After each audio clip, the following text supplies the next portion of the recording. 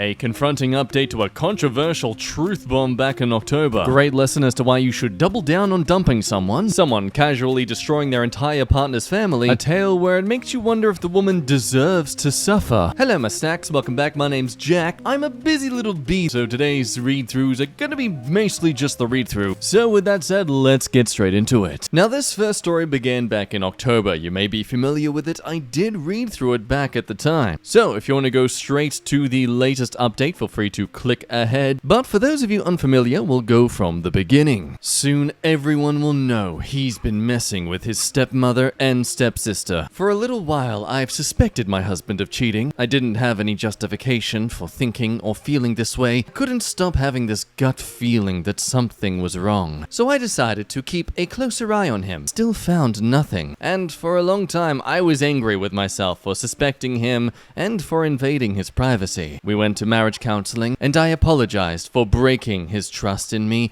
and for a little while, all was well. I can't believe I apologized to that lying sack of work. But that wretched feeling never went away. So I tried hard to get over this feeling, but he was deceiving me in some way, and I just couldn't figure out why. So I decided it was time to hire a private investigator instead of playing Inspector Gadget myself. Let me tell you, this was the best thing I ever spent money on. Within a month, the PI was able to confirm my suspicions, but it was a shock to find out that it was his stepsister and his stepmother. Not only that, he may be the father of his stepsister's newborn baby. I could have killed him, but I kept my composure, and I kept this information to myself, and continued to act as normal as possible. Believe me, that was a very difficult thing to do. I slowly started detaching from him, and even moved into our spare bedroom, and we continued to drift apart. I moved out, got a new job, and started saving money for our divorce. I got my life in order. Now here we are, almost a year later, and in the final stages of our divorce, and I've still not told anyone. I've spent the last year preparing for our divorce because I'll be damned to leave this marriage empty-handed. I wanted to handle our financial affairs first because my husband works for his father, and I didn't want to leave him unemployed during our divorce process. This son of a see you next Tuesday dragged out our divorce and fought me for everything, even things that were mine to begin with, but I kept my calm,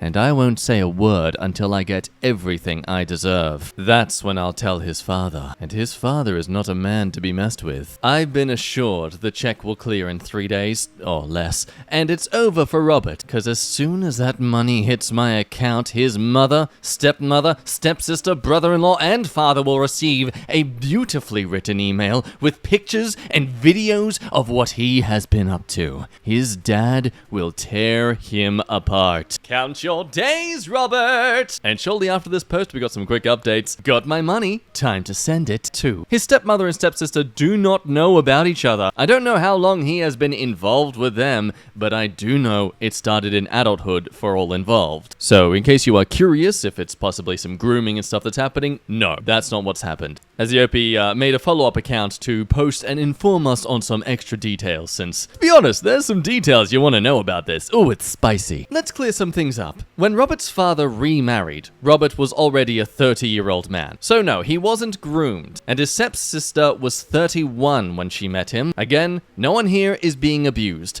All involved were already well into adulthood when meeting and when they started to frick around. As for the money, well, honey, that's money he owed me, but was being a duck about giving it back. I invested in his business ventures, and he refused to pay me my share. And that's not something I was willing to let slide. You can't get a broke man to pay his debt, so hell yes, I wasn't going to let him be unemployed during our divorce.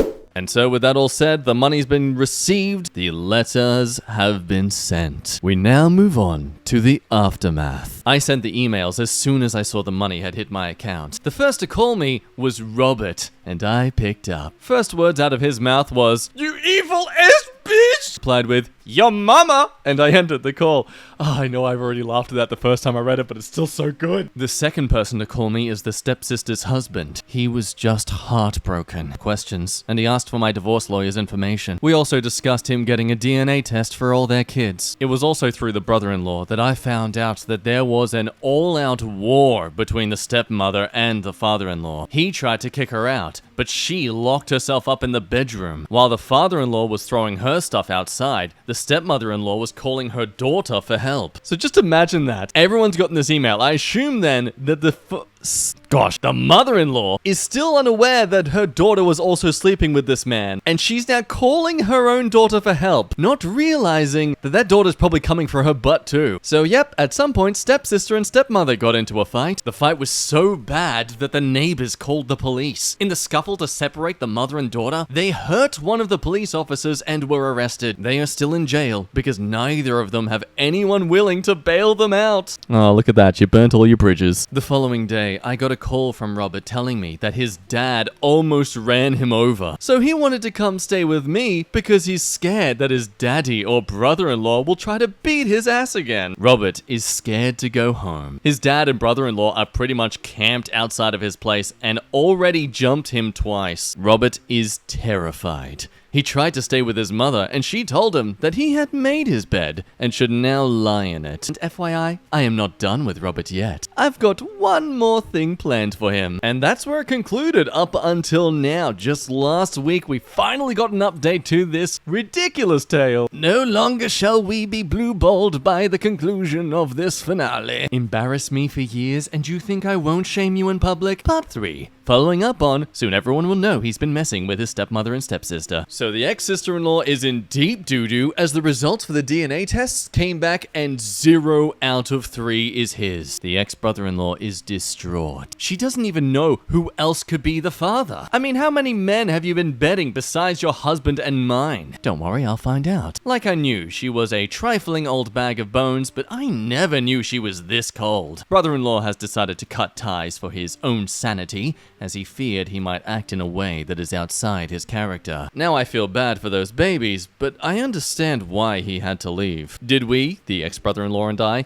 give a copy of the DNA results to everyone she knows? Yes, we did. Did I personally go out of my way to darken the steps of a church and make my testimony and hand out a copy of these DNA results? I sure did. So the ex-mother-in-law and daughter have cut ties and are silently hating each other, but they are image obsessed, so they kept things cute and silent. But a heathen like myself prefers to be cute and audible. And I haven't forgotten dear mother. So I went and gave my testimony in front of her beloved peers and read out a couple of the vilest text messages she and my ex-husband exchanged. There were a lot of gasps and screaming, but I kept reading for as long as I could. I sure flipping did. Unfortunately, I couldn't read more before I was dragged out and then attacked by my ex-mother-in-law and ex-sister-in-law, but I handled that and they never again lunged at me or threatened me with physical violence again. Also, over the years, Robert has moved as shady in his legal business as his personal life. And as a law-abiding citizen, I felt compelled to inform the taxman of his dealings,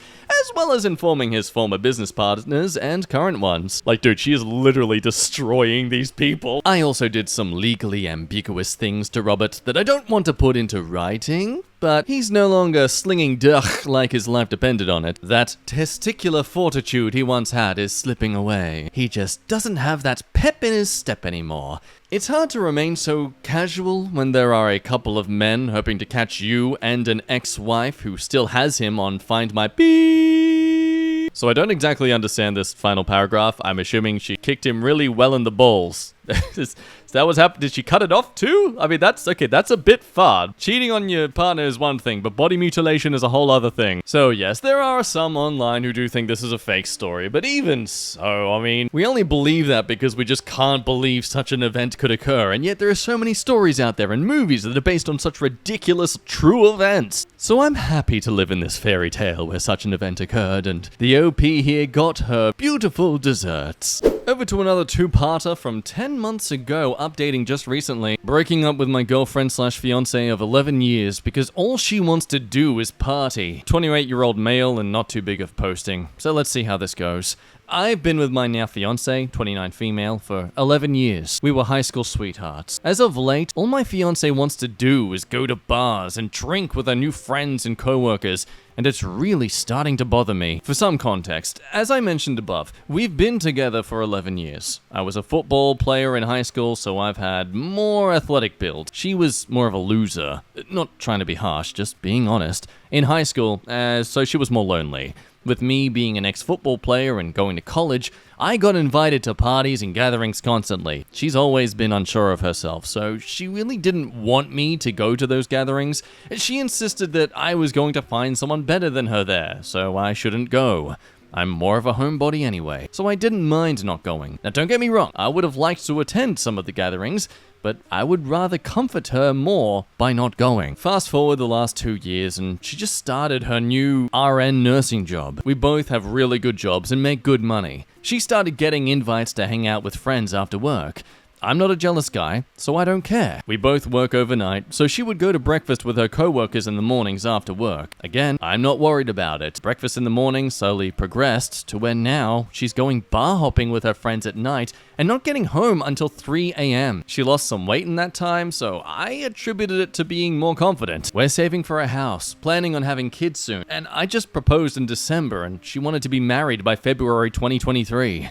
With all that in mind, I've been grinding my butt to save extra money, picking up overtime shifts when I can, and making lifestyle sacrifices. One day, she asked me if she can go to a bar with her coworkers for his or her birthday. Mind you, she had already been out 3 different times for coworkers' birthdays this month. I told her I didn't think it was a good idea, and she should give it a little break. Got upset with me, telling me I'm not letting her live her life the way she wants to live her life. She also said, since I would, then it shouldn't be that big of a deal. I was originally scheduled off for that day, but I picked up an overtime shift. I told her that and she got upset. Now we're broken up and trying to figure it all out. She says that I shouldn't hold her, not allowing me to go places over her head. I told her that I'm not trying to hold it over her head, but we have life goals that require something different than just going out all night and having a good time. I told her I'm all for her going out, but can she do it in moderation? Maybe instead of going out with friends 4 times in 1 month, maybe she could go with them 2 times in 1 month and pick up 2 overtime shifts. She said she doesn't want to do overtime on her days off, like I do. She's now saying I'm too demanding. Like if she wants to get tattoos all over her body, I should allow that. If she wants to smoke weed and party, I should allow that. I told her I'm not trying to stop her from doing what she wants to do.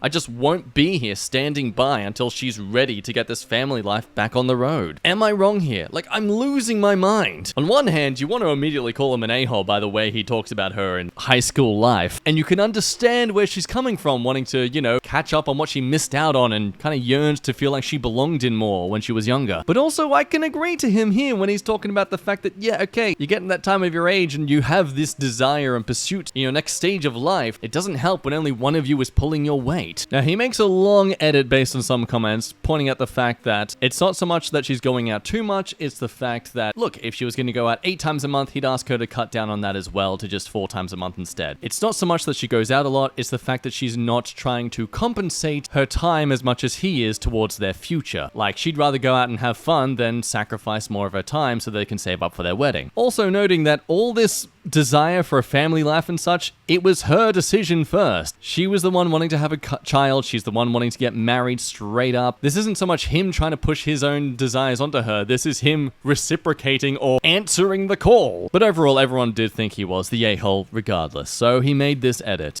This will be my last post, so I've decided to break up with her and get my ring back. Spent over 15k on the ring. Now she's literally on her knees begging, pleading, and asking for forgiveness. I told her that I'm over this relationship, and now all she's doing is crying. It sucks it's had to come to this for her to truly understand how I was feeling, but it is what it is. Thank you everyone for the advice. I'll see what happens from here. Along with another final edit that also just goes on about him trying to desperately defend himself from everyone calling him an a-hole regardless, just because they have different desires in how to pursue their life in this moment, which I can totally understand. Look, man, she clearly just wants to enjoy this part of her life for a bit longer, and she is allowed to. Clearly, you want to move on from that, and that just means you guys are in different paths now. Comment says, you grew apart, dude. The only thing I see wrong in this relationship is that allowing the other to do something is a thing. Blah, blah, blah. It sucks. That's it. So, with that seemingly concluded, why is there an update? Oh, look! I stayed with my fiance, and it bit me in the butt. I just, like, how? You seem so certain of yourself. Why did you go back? Hello, Reddit. Back at it again. So, in my last post, I'm not sure if you can see it or not, I was talking about how my fiance was starting to go out with her friends more. I don't really want to rewrite the entire post, so hopefully you can see it. Long story short, I found out she was cheating on me today. The crazy thing is, truly getting ready to leave her around the time of my last post, I was done, but she got pregnant. I stayed with her trying to make it work, and she was cheating the entire time. Yeah, wow, remember when he was considered an a-hole 10 months ago? Yeah. Don't get me wrong, he was still a bit of an a-hole in the way he was justifying it, but look, he could have broken things up a bit more mutually. Basically, I've been working overtime a lot because she doesn't get paid for her baby bonding time. Since she doesn't get paid, I picked up the slack and worked. We have Ring cameras throughout the house that consistently pick up motion. While I was at work, I repeatedly would get a notification of motion detected. It's not uncommon for her to be up this late due to us having a newborn and the baby consistently being hungry. I go and check the camera, and I hear she's on the phone. On the camera, it sounds like she's on the phone with a guy. I'm thinking to myself, that's strange. Let me call her and see who she's on the phone with. She says, I was on the phone with my friend. The friend she was referring to is a female. I tell her to go watch the video because it sounds like she's on the phone with a guy. She says no, she wasn't on the phone with a guy. She was listening to a video of a guy talking while talking to her friend. At this point, I'm on high alert. I'm trying to figure out how to catch her lie blatantly because she is adamant that it was the video of a guy talking that I was hearing. So, here's what I do. I didn't want to tell her to send me the contact of her friend because her friend would obviously lie for her, and she would delete the guy's number. Spoiler alert, she had the guy's number under her friend's number. Anyway, I FaceTime her. I have her screen share with me. I then have her go to her friend's contact and strange, why is there 2 numbers listed? She says, oh, her friend has 2 phones, so she had both numbers. I say, okay. I call the first number on my work phone, and a guy picks up the phone. She finally admitted to talking to the guy for a year, but she claims she hadn't cheated with him. She started talking to him when we were going through a rough patch in our relationship. I've always told her that if she wanted to be with someone else, she could just leave. I'm not a cry for you type of guy, and I would respect her a lot more for just being honest about her wanting to be with someone else. Let's remember too, that original post was 10 months ago, so this was all happening even in the middle of that entire drama. This sucks. I've been with this girl for 11, going on 12 years. I'm not a bad-looking guy, and I've turned down a lot of women to be faithful to her. She literally wasted a ton of my life that I could never get back. We just had a kid and bought a house together. All of that is over with. So, I guess the moral of this story is, don't ignore the signs of cheating. Her phone would always be on Do Not Disturb. She suddenly wanted to be out with her friends. Other suspicious things that I just can't think of right now. I will be getting a paternity test on the child to see if he's mine. Just heartbroken and torn. I'm also not the end of my life type, so don't worry. Need some time to get over the heartbreak. Now, if it isn't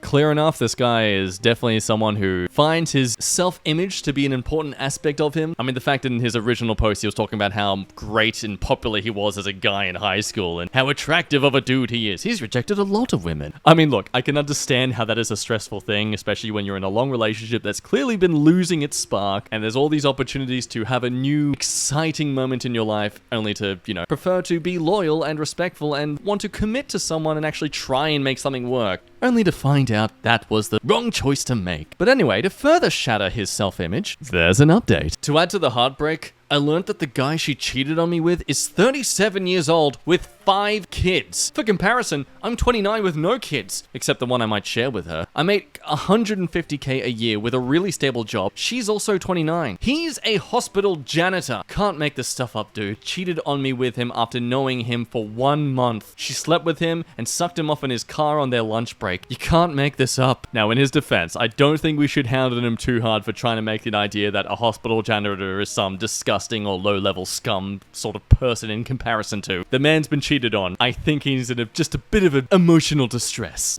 Over to the next story. A lot of things are off my chest today, I've just noticed. I forced my wife to go to a party, and now my marriage is ruined. Me and my wife, Kay, have been married for 4 years now. We had an arranged marriage, but so far we have had a good marriage and a strong bond. I love her and would do anything for her in the blink of an eye. Before we got married, we decided that we will have our own individual space, and we don't have to tell each other everything, unless we feel the other person should definitely know. The arrangement went well for years, didn't have much to hide or to tell, but she did. When I met Kay for the first time, she was a very conservative person, and a bit too devoted to religion. She told me that she wasn't a good person in the past, but since then, she has tried to be a good person, living a moral life. She told me some details about her past and how she was a wild girl in college and had several relationships and partners. Oh no, a woman dating? Disgusting! Even after we got married, she would tell me some details about her past, but I never pressed to get details. She always refers to her college self in the third person, and whenever she talks about her past, she always says that her college self is a horrible person. Since then, she has been more devoted to religion and is quite different from her previous self. I have seen some pictures and videos, and Kay is nothing like that person today. Kay doesn't have a lot of friends and mostly spends her time praying or with other religious stuff. I am the only person she shares her thoughts with. A few months ago, out of the blue, she got a call from her best friend from college. Their name was R. I saw Kay light up after talking to R. Felt so happy after reconnecting with them, and R invited her to a party at her place. Also called up their other friends from college. Kay was conflicted about going to the party. I convinced her to go, saying the worst that could happen is that she has a boring night. Kay asked me to come along with her. Even during the drive, I was thinking about getting some embarrassing and funny stories about my wife from her friends. But when we reached R's place, I realized why Kay was conflicted. Kay was dressed very conservatively, light makeup and very little jewelry. Her friends from college were the exact opposite. They were dressed like tweens going out to party all night. The night started normally, about the girls sharing funny tales, but the stories quickly became raunchy and then horrifying. I found out Kay and R were the ringleaders of a group of mean girls. They slept around, abused alcohol and drugs, and on occasions ruined many people's lives. Kay stepped away to go to the bathroom when the group turned to me and told me stories about my wife. R talked about Kay sleeping with most of the professors at their college, which I did know about, but wasn't aware the number was that high. R purposely told me about how Kay and R systematically gaslit a woman into believing that she is a lesbian and ruined her marriage because her husband had rejected Kay's advances. All the girls found this incident to be funny. I wanted to leave, but I couldn't find Kay. I went to the bathroom to look for her and found her curled up in a corner crying. I picked her up and left immediately. The entire drive back, Kay was sobbing and kept repeating, "I am sorry." She was inconsolable for days, and then she threw herself into religion hard, praying for 6 to 8 hours every day. Her daily prayers and rituals usually took 2 hours. I thought that giving her space would help her heal and she would talk to me whenever she is ready, but we haven't talked much since then. She still cuddles up in bed, but doesn't say anything. Last week she told me that she has decided to be celibate for the rest of her life to repent for her former sins. She asked for my support and apologized for springing it on me. She has told me to leave her if I can't live a celibate life with her. To her about trying therapy, but she is adamant on her plan. I ruined my near-perfect life by forcing her to go to that party. On to the update 2 days later. Last night when we got into bed, I told her, "I love you and I will wait for you to be ready for me." At the time, I wasn't even sure what I meant. I just had to talk to her. Her eyes swelled up with tears. I can tell she wanted to wail and scream but was holding back. She grabbed me and didn't want to let go. She whispered, "I love you." We held each other for the rest of the night. In the morning, I asked if she would just talk to a therapist.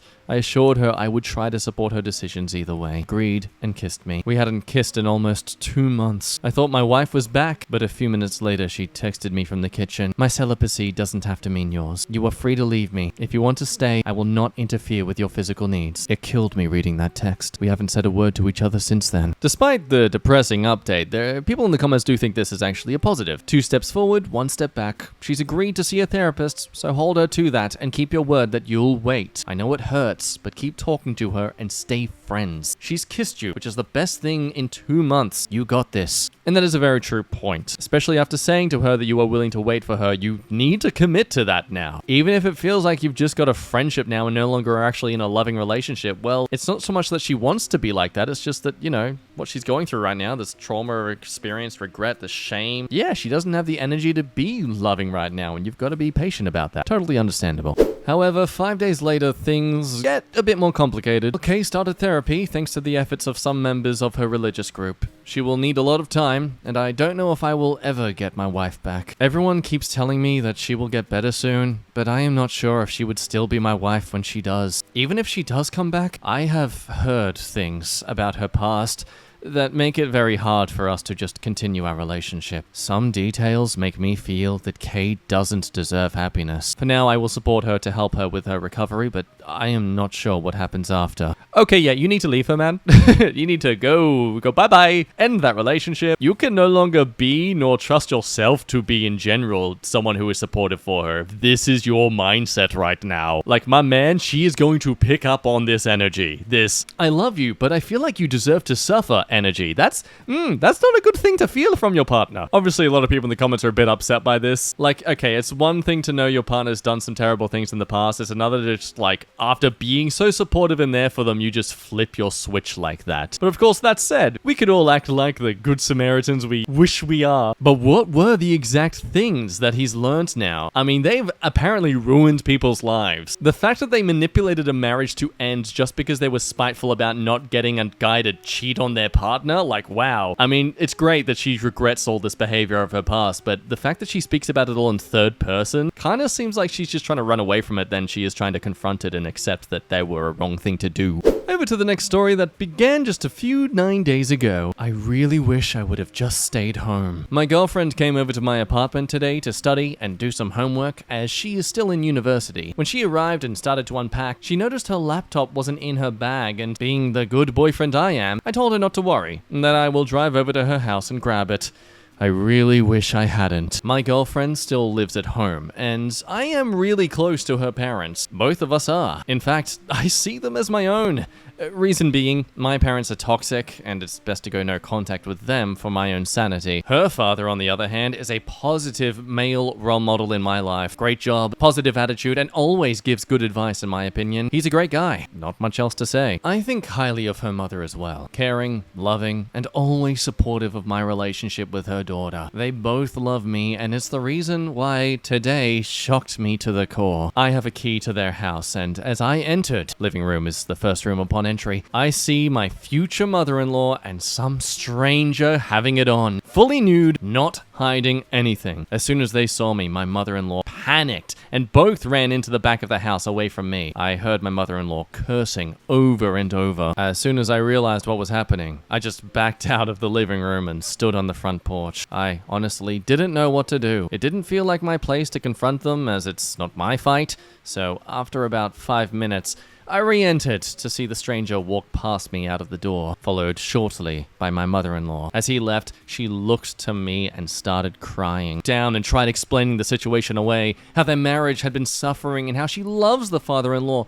but feels so unsatisfied. Begged me not to say anything, that it was a mistake and it would nuke the family. She was hysterical. I just sort of looked at her. What was I supposed to say? The begging wouldn't stop. She even grabbed onto my shirt. She wanted me to not say anything and let it be swept under the rug. I told her flat out that I'm not lying to save herself. She then begged to be the one to tell the father-in-law, so at least give her that. In the interest of getting the hell out of there, I just said, sure, and went to retrieve what I was there for. I then went immediately home. I haven't told my girlfriend yet as she's still working on assignments, but I plan on telling her afterwards. I'm sad. It's devastating knowing that the comfortable family I found and felt finally a part of is about to be nuked into the sun. I can't imagine how my father-in-law is going to take this. He's a good guy and definitely doesn't deserve getting his heart broken like this. I'm also sad for what my girlfriend is about to hear and what will come of it.